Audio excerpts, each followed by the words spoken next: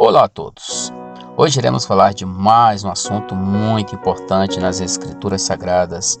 E o assunto de hoje, vamos explicar o segundo ponto salvífico como foi prometido: a purificação. Como vimos no vídeo anterior, da justificação.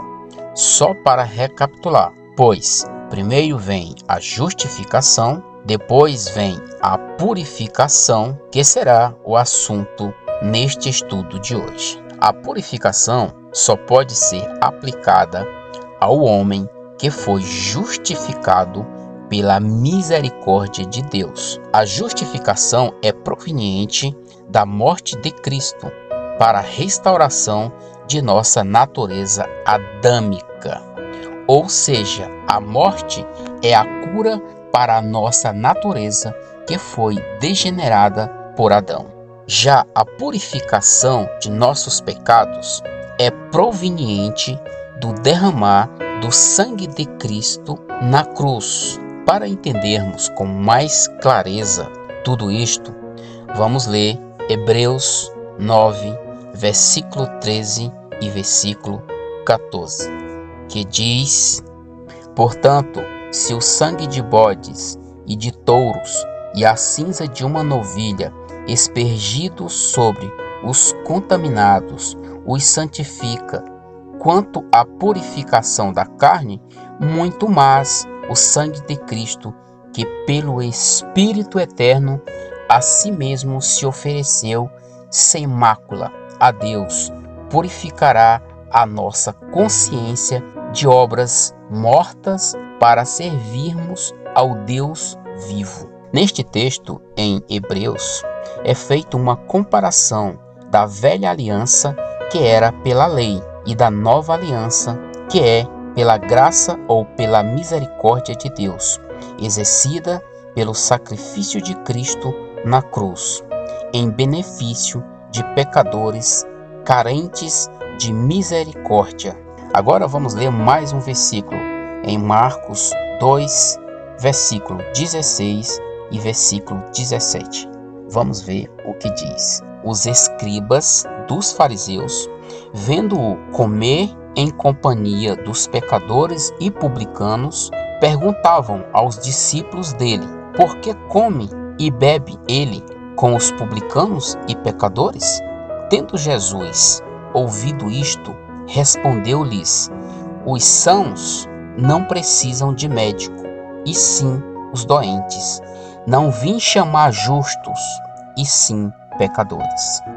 Este é um texto que evidencia que o Cristo veio para salvar pecadores de sua condição pecaminosa, pois a purificação é para pecadores que receberam já sua justificação pela sua morte no corpo de Cristo, porque só aquele que admite a sua morte com Cristo e confia verdadeiramente nisto, recebe a justificação e a purificação. Então, vamos ler Romanos 6, versículo 7 e versículo 8.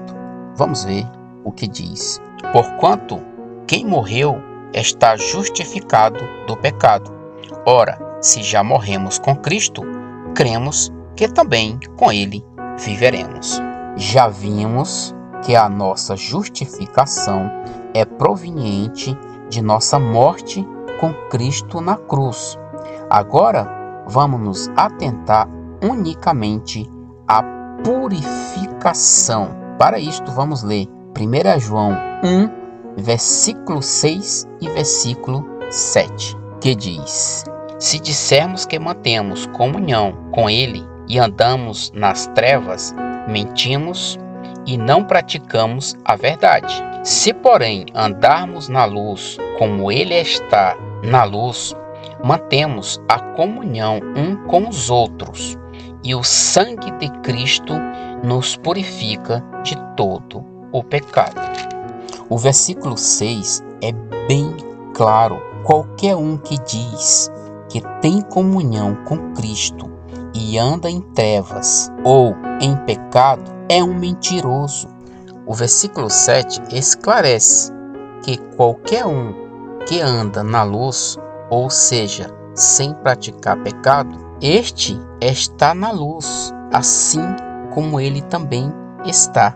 E desta forma podemos ter comunhão um com os outros, pela purificação do sangue de Cristo em nós. Assim podemos ter comunhão uns com os outros, pelo sangue de Cristo. É aqui que vemos a ação do sangue de Cristo fazendo o segundo ponto salvífico, que é a nossa purificação, ou seja, a limpeza de nossos pecados. E se nós andarmos em integridade de mente e corpo, mantendo em nós a libertação, jamais voltaremos a pecar, e assim verdadeiramente andaremos em luz, pois Ele mesmo é a luz. O pecado de Adão em nós nos faz pecadores passivos enquanto crianças, mas depois que chegamos à maturidade, aí todos tornam-se pecadores ativamente. É por isso que precisávamos da justificação, o primeiro ponto salvífico, e da purificação, o segundo ponto salvífico. Agora vamos ler Hebreus 1, versículo 3, que diz: Ele que é o resplendor da glória e a expressão exata de seu ser, sustentando todas as coisas pela palavra de seu poder, depois de ter feito a purificação dos pecados, assentou-se à direita da majestade nas alturas. O texto não deixa nenhuma dúvida que a purificação foi realizada pelo sangue de Cristo derramado na cruz, para que hoje você mesmo, possa receber esta dádiva gratuitamente pela misericórdia de Deus. E agora vamos ler também 2 Pedro 1, versículo 8 e 9. Porque estas coisas existindo em vós e em vós aumentando, fazem com que não sejais nem inativos, nem infrutuosos no pleno conhecimento do nosso Senhor Jesus Cristo. Pois aquele a quem estas coisas não estão presentes é cego, vendo só o que está perto, esquecido da purificação dos seus pecados de outrora. Como diz Pedro, urgentemente precisamos deixar de sermos cegos, pois já é hora de aceitarmos que aquele que pratica pecado, seja voluntariamente ou não, sejamos religiosos ou não, somos pecadores. E são esses que não chegam ao pleno conhecimento da salvação. É por isso que precisamos ter a certeza que estamos justificados e purificados do pecado. Aqui está tudo o que é preciso para sermos libertados, mas entenda, aquele que está liberto necessita manter-se livre, pois essa é a nossa parte de responsabilidade moral na continuidade salvífica, em mantermos moralmente limpos de pecados, embasando-nos na purificação pelo sangue de Cristo, que é a nova aliança eficaz e dura para sempre. Agora vamos ler Hebreus 9, versículo 13 e versículo 14, que diz: Portanto, se o sangue de bode e de touros e a cinza de uma novilha, espergidos sobre os contaminados ou pecadores, os santificam quanto à purificação da carne, muito mais o sangue de Cristo, que pelo Espírito eterno a si mesmo se ofereceu sem mácula a Deus. Purificará a nossa consciência de obras mortas ou de pecados, para servirmos ao Deus vivo. Este foi o segundo ponto salvífico, a purificação. E no próximo estudo vamos tratar do terceiro ponto salvífico, que é a santificação do homem que foi justificado, purificado em Cristo verdadeiramente. E que Deus abençoe e revele a todos o poder do sangue de Cristo na purificação verdadeiramente de um pecador. Amém.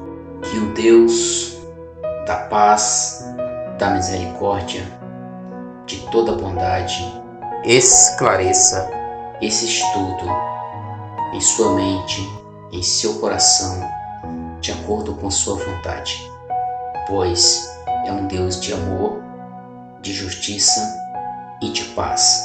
Em nome do seu amado Filho, te agradeço, ó Senhor, por essa oportunidade de compartilhar a maravilha da tua palavra com todos estes amigos.